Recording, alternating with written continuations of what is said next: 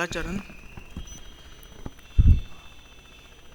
वंदितु सर्वसिद्धे ध्रुवमचलमनोवं गतिं पत्ते ओच्छामि समयपाहुड मिनमो सुध केवली भणिदम्। नमः समयसाराय स्वानुभूत्या चकासते चित्स्वभावाय भावाय सर्वभावांतरच्चिदे। कर्ता कर्म अधिकार का मंगलाचरण। मैं करता हूँ कर्म का, कर्म है मेरा कर्म, ऐसी मिथ्या मान्यता है मिथ्यात्व अधर्म। निज आत्म तल्लीनता सुखमय आत्मधर्म, श्री जिन जिन वर देव ने यह समझाया मर्म। 74वीं गाथा और 48 नंबर का जो कलश है उसमें अपन ने देखा था कि यह जो आत्मा है वह आत्मा प्रकाशमान हो रहा है, ज्ञानी होके प्रकाशमान हो रहा है। तो प्रश्न उठता है कि आत्मा प्रकाशमान ज्ञानी तो हो रहा है, तो पर कैसे ज्ञानी हो रहा है, ज्ञानी कैसे बन रहा है? तो उसका लक्षण बताने के लिए उत्तानिका में ही आचार्य देव ने वह प्रश्न कहा कि उसका लक्षण बताने के लिए उन्होंने यहाँ पे कहा कि ज्ञानी का लक्षण बताने के लिए गाथा आचार्य देव ने लिखी। तो ज्ञानी का लक्षण किसे, अब 19वीं गाथा में जो था उसमें अज्ञानी का लक्षण बताया गया था, अज्ञानी के संबंध में बताया गया। कर्म और नो कर्म को भी वहाँ पे लिया और 4 प्रकार की विपरीत बुद्धि का विवरण वहाँ पे किया। और यहाँ पे भी ये कर्म और नो कर्म के परिणामों को लेते हुए ज्ञानी को समझा रहे, ज्ञानी का लक्षण बता रहे हैं। तो इस 75 नंबर की गाथा और 19वीं गाथा का मिलान करके एक समग्र रूप से अपन निकाल सकते हैं कि कर्म और नो कर्म में जो एकत्व बुद्धि, ममत्व बुद्धि, कर्तृत्व और भोक्तृत्व बुद्धि है, और एक अपेक्षा से उसमें ज्ञातृत्व बुद्धि भी अपन ले सकते हैं। ज्ञातृत्व बुद्धि एक अपेक्षा से इस कारण ले सकते हैं कि ज्ञातापना स्वभाव है, स्वभाव होने के कारण जो अपन कहते हैं कि धर्मादि का मैं करता नहीं हूँ, धर्मादि जो है, धर्माधर्म आकाश काल जो है उसका मैं करता नहीं हूँ, ऐसा अपन कहते हैं। जो धर्मादि है वह ज्ञेय है और मैं उनको मैं क्या हूँ तो उनका ज्ञायक हूँ, तो ज्ञेय ज्ञायक है, संबंध है उसमें। तो धर्मादि का मैं करता नहीं हूँ ऐसा अपन कहते हैं। धर्मादि से कुछ लेना देना नहीं है तो भी अपन कहते हैं कि उसमें कर्तृत्व बुद्धि है। 100 नंबर की गाथा के आसपास की गाथा में ऐसा कहा है कि मतलब धर्मादि में भी कर्तृत्वपना बताया गया है।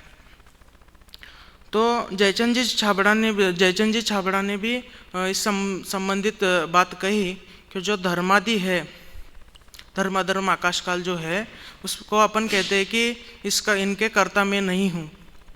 ऐसा अज्ञानी और अज्ञानी दोनों ऐसा नहीं कहते कि मैं इनका करता हूँ, मैं इनका करता हूँ ऐसा कोई नहीं कहता, पर मैं इनका करता हूँ ऐसा कोई नहीं कहता, पर मैं इनका करता नहीं हूँ ऐसा कहता है। निषेधात्मक बात करता है। यदि किसी चीज़ का अपन करने वाले हो, उनका करता हो, तो कोई कहता है कि मैं उसका करता नहीं हूँ, तो निषेधात्मक चर्चा जो है अज्ञानवश करते हैं। तो ज्ञातापने की अपेक्षा से भी एक ज्ञातृत्व बुद्धि इसमें अपन ले सकते हैं, जो कर्म और नो कर्म के उदय से विपरीत बुद्धि होती है। तो कर्ता कर्म का अधिकार है, तो इसमें मुख्यतः से कर्तृत्व बुद्धि पर अपन चर्चा कर रहे हैं। मुख्य रूप से कर्तृत्व बुद्धि जो है, कर्तापना होने से, कर्ता कर्म का अधिकार होने से जो कर्तृत्व बुद्धि है उस पर अपन मुख्य रूप से चर्चा कर रहे हैं। जो 75 नंबर की गाथा है, जो आत्मा अपना है, जो ज्ञानी हो रहा है, उसके संबंधित यह गाथा दी गई है। उस गाथा का पाठ और पद्यानुवाद का पाठ एक बार अपन करते हैं। कम्मस्य परिणामम नो कम्मस्य तहेव परिणामम, न करेयि एयमादा जो जान दिशो हवदीनानि। कर्म के परिणाम को, नो कर्म के परिणाम को, जो ना करे बस मात्र जाने, प्राप्त हो सद्ज्ञान को। इसमें कहा कि जो अपना आत्मा है वह कर्म के परिणाम को और नो कर्म के परिणाम को करता नहीं है, मात्र जानता है, उसका मात्र ज्ञान करता है, तो वही ज्ञानी है, वही आत्मा ज्ञानी है।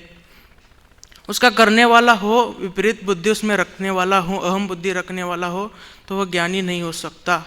तो प्रकाशमान होता हुआ आत्मा, प्रकाशमान निर्भयता पूर्वक होता हुआ ज्ञानी हो बन रहा है, तो उनका कर्तापना उसमें नहीं है, तो मात्र जान रहा है, उसका ज्ञान कर रहा है। पुद्गल परिणामों के, ये जो पुद्गल परिणाम है कर्म और नो कर्म, उनके ज्ञान और आत्मा का व्यापक संबंध बैठता है। पुद्गल परिणाम और पुद्गल का व्यापक संबंध है, और पुद्गल परिणाम और आत्मा का व्यापक संबंध नहीं बैठता। अब मैं बोल रहा हूँ, ये बोलना जो है वह नो कर्म की क्रिया है, शरीर संबंधी क्रिया है। तो मैं बोल रहा हूँ, इसमें यदि मैं कर्तापन्य से बोल रहा हूँ तो फिर वो कर्तृत्व बुद्धि उसमें है। ज्ञानी भी ऐसा बोल सकता है कि मैं बोल रहा हूँ, पर वो ज्ञान जान रहा है, सिर्फ कह रहा है, तो उसके ज्ञान हो रहा है, इसलिए ज्ञानी कहता है कि मैं बोल रहा हूँ, पर मैं उसमें कर्तृत्व बुद्धि जो अपन रख रहे हैं बोलने में, तो उसमें कर्तापना आता है। कहने पर कुछ नहीं तो मानने पर होता है। यदि अपन मानेंगे कि मैं इसका कर्ता हूँ, ऐसा मानेंगे तो ही उसमें कर्तृत्व बुद्धि आएगी, कहने से कुछ नहीं होगा। कहना मतलब उसको जानना, मात्र ज्ञान करना। तो ज्ञानी जो है उसका ज्ञान करता है, जानता है, पर मानता नहीं है मैं इसका कर्ता हूँ, ऐसा मानता नहीं है। अब मैंने किसी पर क्रोध किया, तब वो मैंने किसी पर क्रोध किया तो उसमें कर्तृत्व बुद्धि है, क्योंकि क्रोध जो है वो कर्म परिणाम है। अंतरंग में आत्मा का परिणाम, आत्मा के अंतरंग का कर्म परिणाम है, पुद्गल परिणाम है कि मैंने क्रोध किया, वह कर्म परिणाम है, उसमें अपन कर्तृत्व बुद्धि कह सकते हैं। तो ज्ञानी जो है तो इस प्रकार का जो कर्तापना इसमें नहीं रखता, मात्र ज्ञान जानता है। उसी प्रकार का भाव टीका में भी लिया गया है। टोडरमल जी के आधार से देखेंगे तो देहाश्रित जो उपदेश और उपवास आदि है, देहाश्रित जो है कि अपन कहते हैं कि मैंने उपदेश दिया, उपवास किया, उसमें मैं पना है, अहम बुद्धि है, ममत्व भाव जो, ममत्व बुद्धि जो है, और आत्माश्रित जो ज्ञानादि है, तो उसमें इन दोनों में समान रूप से अहम बुद्धि करता है। ज्ञानी जो है, अज्ञानी जीव जो है, इन दोनों में समान रूप से अहम बुद्धि करता है। चार प्रकार की विपरीत जो बुद्धि है वो उसमें रखता है। यदि मैं पना उसमें करता है कि मैंने उपदेश दिया, मैंने उपवास आदि किया, जो बाह्य की क्रिया है, कर्म परिणाम है, तो उसको कर्तापना वो मानता है अज्ञानी। पर ज्ञानी आत्मा जो है, ज्ञानी जीव जो है, उसमें कर्तापना नहीं रखता।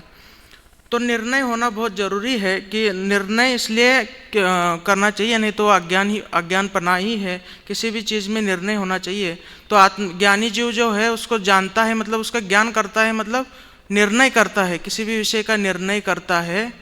जो पुद्गल परिणाम है उनका निर्णय करता है, जानता है, पर उसका कर्ता वो नहीं बनता। इसलिए निर्णय होना बहुत जरूरी है।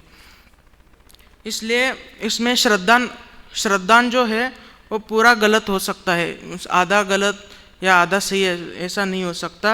कम ज़्यादा श्रद्धान में नहीं हो सकता, भरे चारित्र में हो सकता है। श्रद्धान में किस्त नहीं है तो चारित्र में किस्त होती है, श्रद्धान में नहीं, क्योंकि श्रद्धान पूरा एक तो गलत होता है, एक तो सही होता है। क्योंकि चारित्र में कम ज़्यादा हो सकता है, पहले अनंतानुबंधी गई, फिर प्रत्याख्यान, पर श्रद्धान में ऐसा नहीं हो सकता। इसलिए सम्यक श्रद्धान की भ्रांति नष्ट होनी चाहिए, भ्रांति नहीं होनी चाहिए, नहीं रहनी चाहिए, तभी वह आत्मा जो है वो ज्ञानी हो सकता है, तो ही वह ज्ञानी बन सकता है। इसलिए सम्यक श्रद्धान होना बहुत जरूरी है।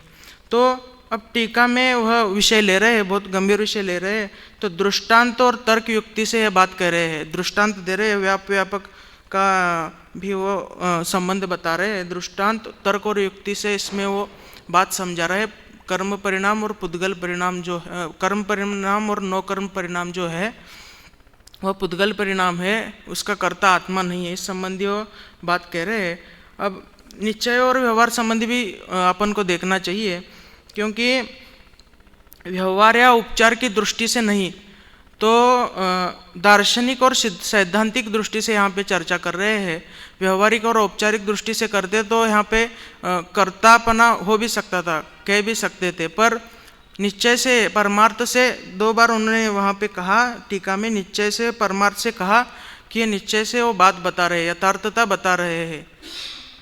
इसलिए पांचवी गाथा में कहा कि एकत्व और विभक्त आत्मा, एकत्व और विभक्त आत्मा, एकत्व विभक्त आत्मा में भी उन्होंने कहा कि आत्मा जो है वह एकत्व विभक्त किनसे, जो विकारी भाव है उनसे विभक्त है, इस प्रकार वहाँ पे कहा।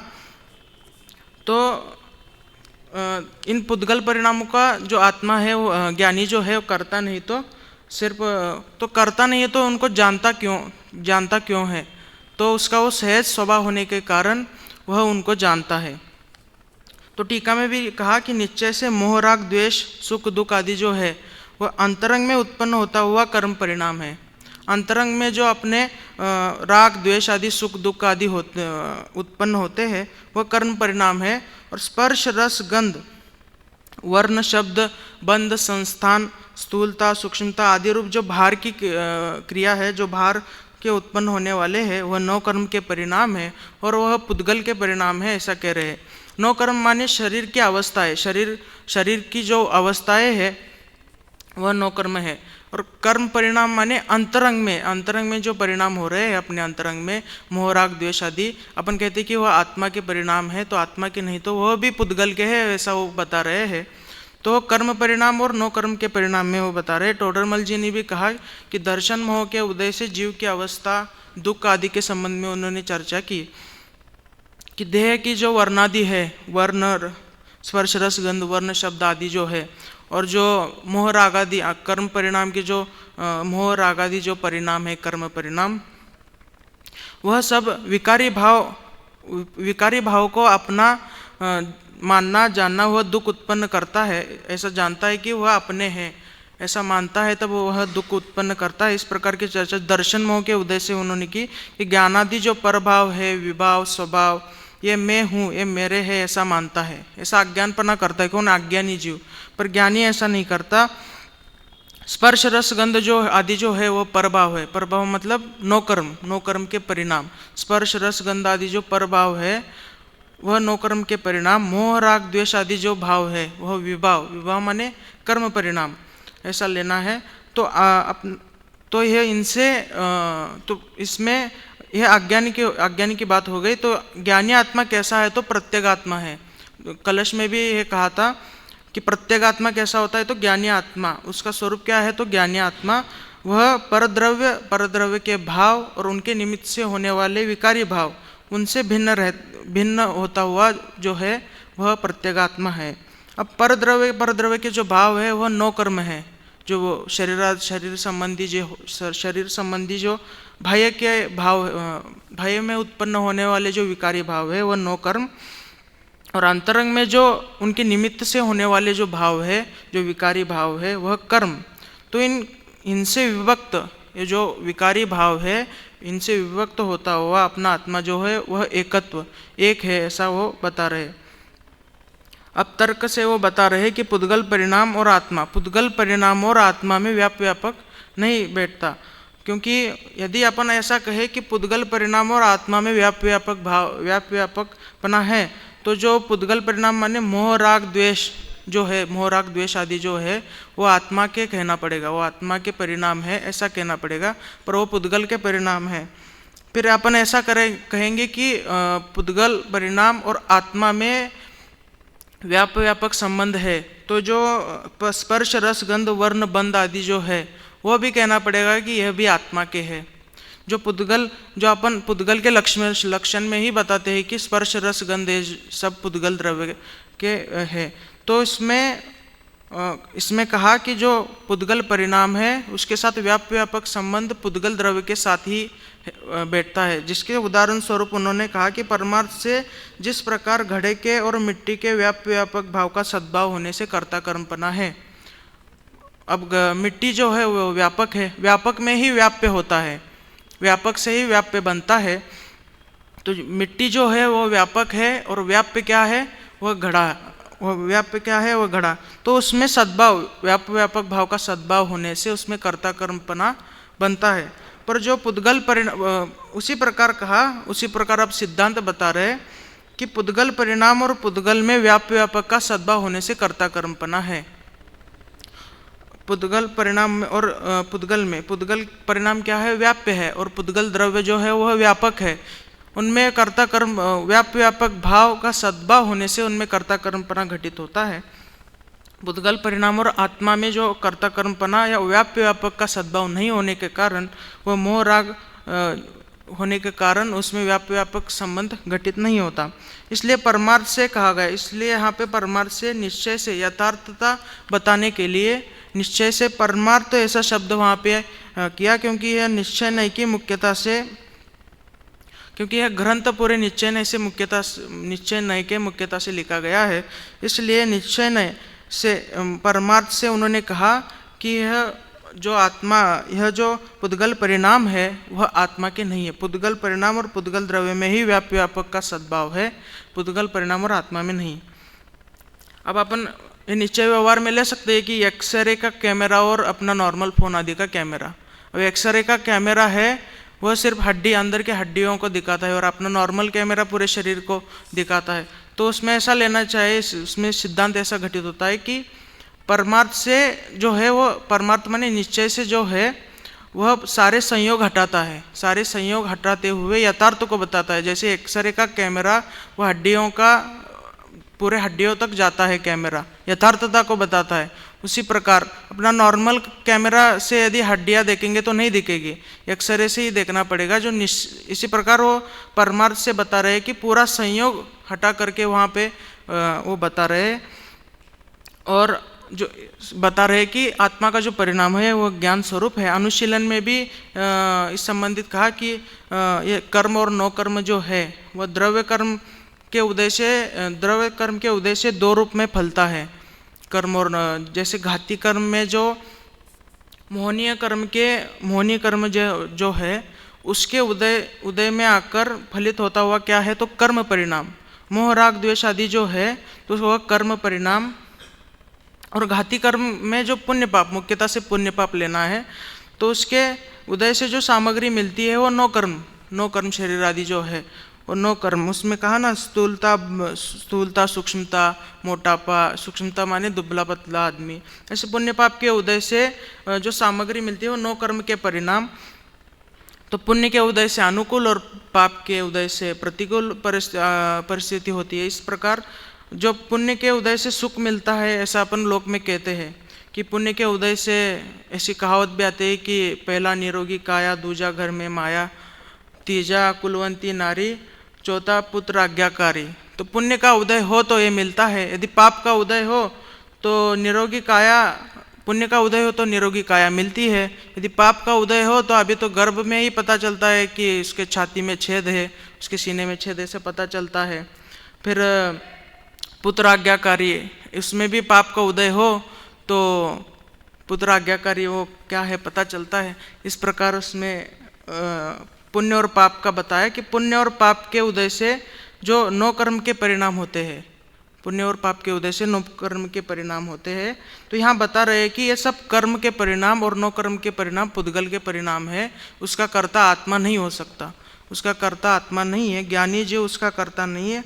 इस प्रकार वहाँ पे दृष्टांत देके बता रहे हैं, क्योंकि पुद्गल द्रव्य एक स्वतंत्र व्यापक है, इसलिए पुद्गल परिणाम का कर्ता और पुद्गल परिणाम उस व्यापक के स्वयं व्याप्त होने के कारण उसका कर्म है। पुद्गल परिणाम का कर्ता होने तो वह पुद्गल स्वयं पुद्गल द्रव्य है, पुद्गल परिणाम जो है वह व्याप्य है। इस प्रकार वहाँ पे बता रहे हैं।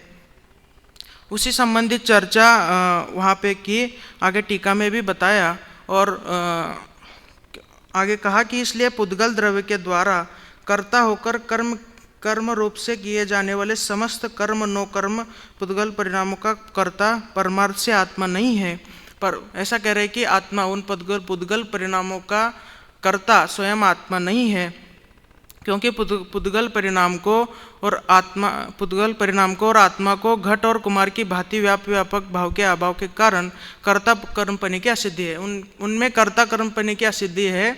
इनमें तीन बात आती है कि घट कुमार और मिट्टी और व्यापक, क्योंकि व्यापक में व्याप्य होता है, व्यापक से व्याप्य बनता है, तो वहाँ मिट्टी से घड़ा बनता है। कुमार जो है उसमें निमित्त बन रहा है, उसमें व्यापक भाव का अभाव होने के कारण उसी प्रकार पुद्गल परिणाम में और आत्मा में व्यापकपना घटित नहीं होता।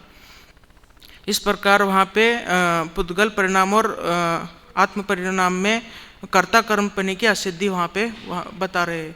इस प्रकार की चर्चा आगे भी टीका में कर रहे हैं। जयसेनाचार्य के तात्पर्यवृत्ति नामक टीका में भी उन्होंने अलग से एक गाथा दिया है। उसी में भी यह नए निश्चय नय और व्यवहार नय में बता करके, भावों को बता करके इसी प्रकार का भाव लिया गया है। कलश में भी उसी संबंधित व्यापक भाव के उदाहरण देते हुए वह चर्चा की गई है कि पुद्गल परिणाम और पुद्गल द्रव्य में ही व्यापक भाव संबंध घटित होता है। वो ये जो पुद्गल द्रव्य है वो आत्मा उसका कर्ता नहीं है, मात्र उनको जानता है, उसका ज्ञान करता है, उसका कर्ता नहीं है। इस प्रकार की चर्चा है। आगे का विषय यथा समय करेंगे। अभी की बात यहाँ पे समाप्त करते हैं।